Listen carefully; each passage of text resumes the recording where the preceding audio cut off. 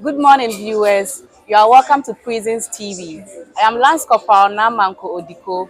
We are streaming live on Facebook and YouTube at Ghana Prisons. I'm currently joined here by DSP Francis Agbomaji, who is currently at the prison's headquarters at the legal department. You are welcome, sir. Thank you for having me. So today we are going to be discussing the Senior Correctional Center. Yes. Please, can you tell us what the purposes and the mandate of the Senior Correctional Center? All right, so the Senior Correctional Center, which was formerly known as the Ghana Postal Institute, has a mandate, and the mandate is to redeem youngsters from crime. So youngsters who are susceptible to certain criminal activities, our mandate is to redeem them. Okay. So what's the age range of offenders who are brought there? Right, so the center admits two categories of inmates. Okay. One is between age 12 to 17. Okay. That is still below 8. That category is called juvenile offenders. Okay. Now, those aged 18 and above, but not more than 21 years, are referred to as young offenders. What are some of the offenses these young ones are? Yeah, so both the juvenile offenders and young offenders commit any offenses at all. Any offense that an adult can commit, ranging from murder to manslaughter, to stealing, to arson, to rape, to defilement, to conspiracy and abetment, and so on and so forth. Any offense that an adult can commit. Okay. So, is there an alternative sentence or options for them other than bringing them to the Senior Correctional Center? Right. So, in addition to committing these categories of inmates to the Senior Correctional Center, we also have certain options, such as the probation officer's writing that a particular inmate should be removed from a particular environment which made him or her susceptible to committing that crime. Okay. Another option will be, saying that the inmate should be removed from the parents and be given a foster parent. These and more options are also there, apart from lawfully committing them to the Senior Correctional Center. Okay. All right. Are there any reformation programs for these young ones who are brought there? We have a lot of them.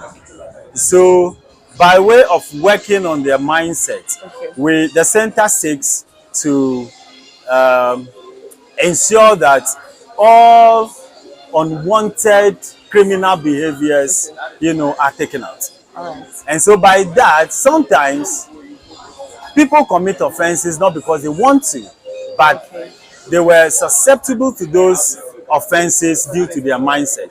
And so we have what we call reformative activities, ranging from counseling them. We have clinical psychologists who will rearrange their mindset. We also have religious bodies, like our Christian brothers and sisters, like our Muslim brothers and sisters, who come to give them the word of God to ensure that we work on their mindset to avoid a relapse into crime. So in brief, these are some reformative activities that you can find at the center. Okay, how about rehabilitation? For rehabilitation, it's also key.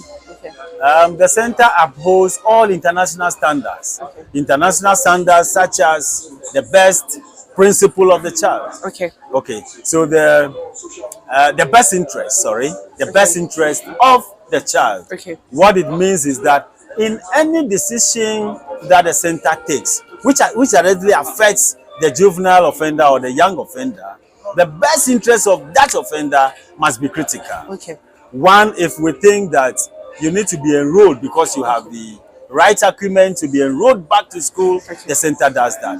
And that is why we have the educational unit called the Reformers JHS, Okay. where inmates with the right acumen are enrolled back to school. Okay. They sit their BEC. Those who excel are placed into SHS or vocational technical institutions right in Accra while they still undergo their detention periods. We don't say they are undergoing sentence because they are not prisoners. Okay.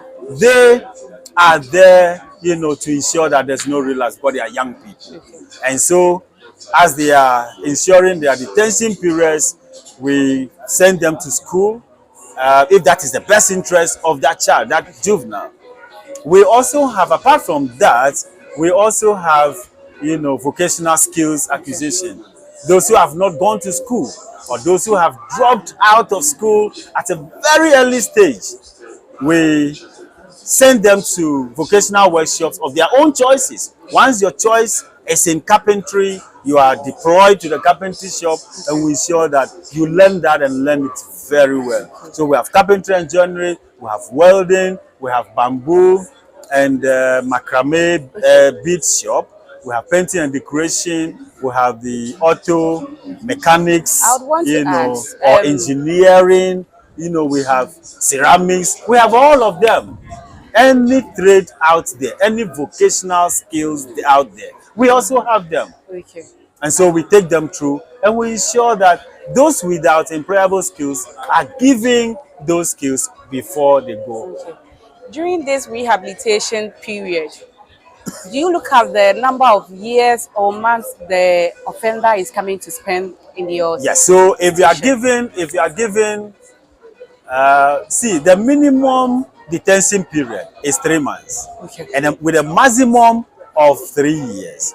And so if you are given only 3 months, that's the minimum, and you cannot use 3 months to go through motor vehicle mechanics, Okay. then we don't do that. Okay. Because we will not ensure continuity. Okay. And so we counsel you, we make sure that you are deployed to a shop, commensurate with your detention period. Okay. We consider these things as well. Okay. All right.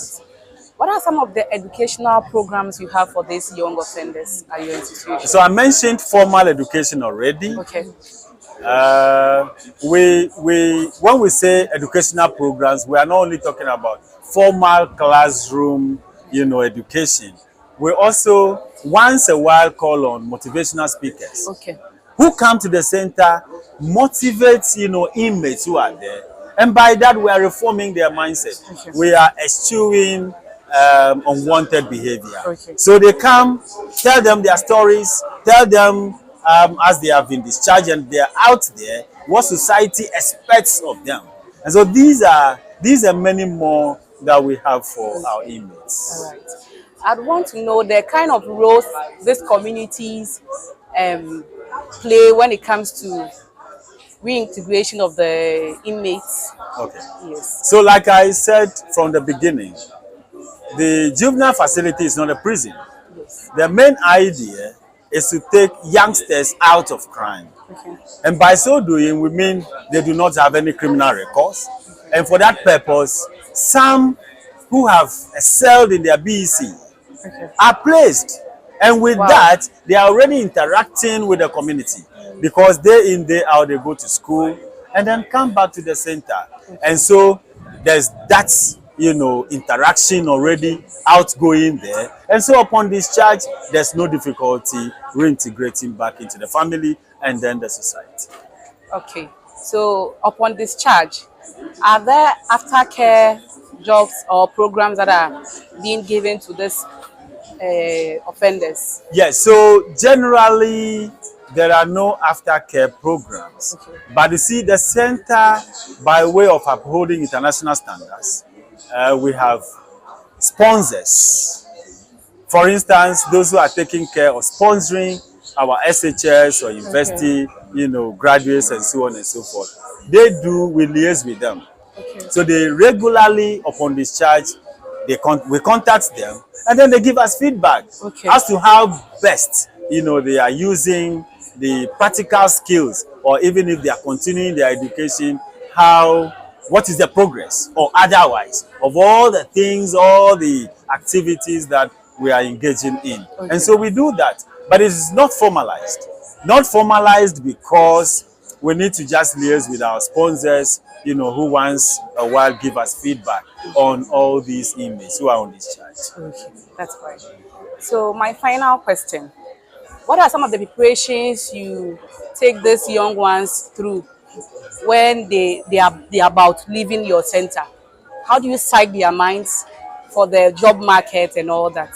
Our communities. So I mentioned early on that we have a counseling unit. Okay.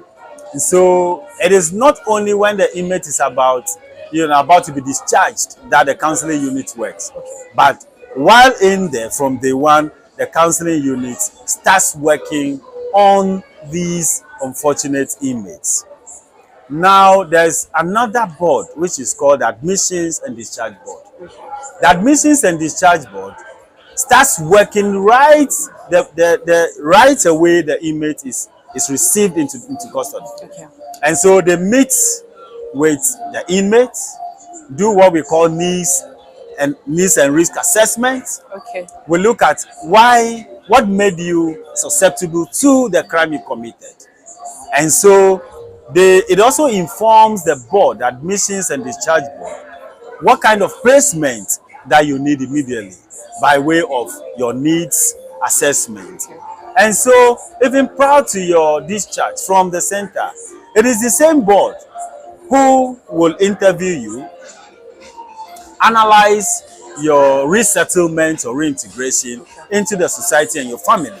And then the board does some background check of your family. Okay. If the board realizes that you are genuinely in need of certain basic tools.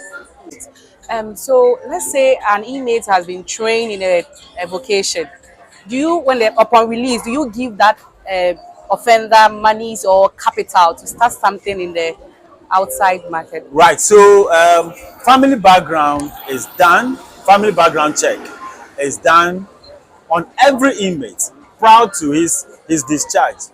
Now, when it is realized that you go home and there's nothing for you to lay hands on, what trade have you learned? Do you need, basic tools or startup, tools to be able to start something on your own? It is done.